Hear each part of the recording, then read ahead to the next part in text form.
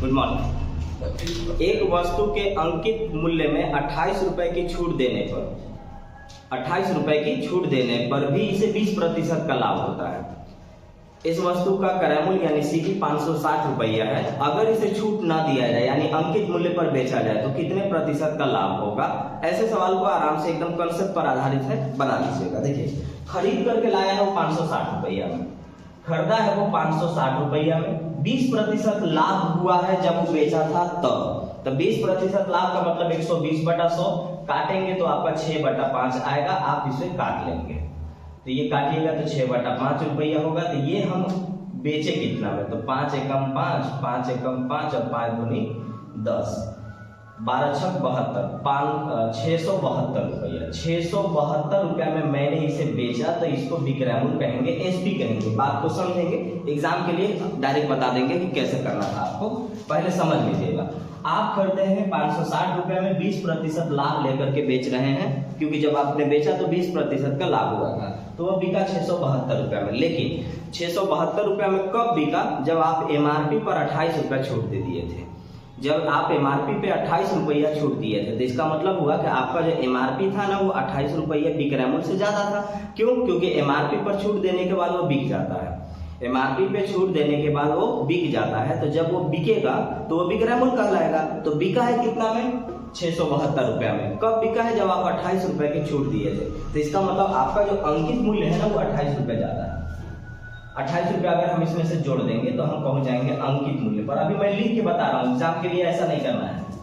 अंकित मूल्य आपका हो गया 700 रुपया, एमआरपी इसको बोलते हैं हम लोग, 700 रुपया। अब बोलता है कि अगर अंकित मूल्य पर ही बेच देते, छूट नहीं देते, तो कितने प्रतिशत का लाभ होता है? तो देखिए, खरीद करके आप लाए हैं 560 रुपया में, आप एमआरपी पर बेचना चाहते हैं यानी 700 रुपया में बेचना चाहते हैं, तो कितने % का लाभ होता है? तो पहले लाभ देखिएगा कि लाभ आपका कितना है।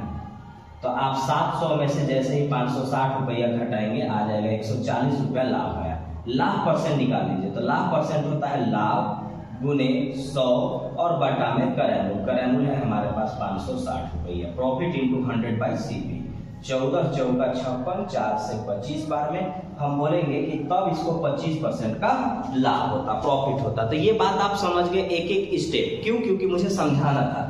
अब एग्जाम में हम ऐसे थोड़ी ना बनाएंगे, हम तो डायरेक्ट बात करेंगे, जो चीज नहीं लिखने लायक है वो नहीं लिखेंगे। अब आइए एग्जाम के हिसाब से हम इसे सोच लेते हैं।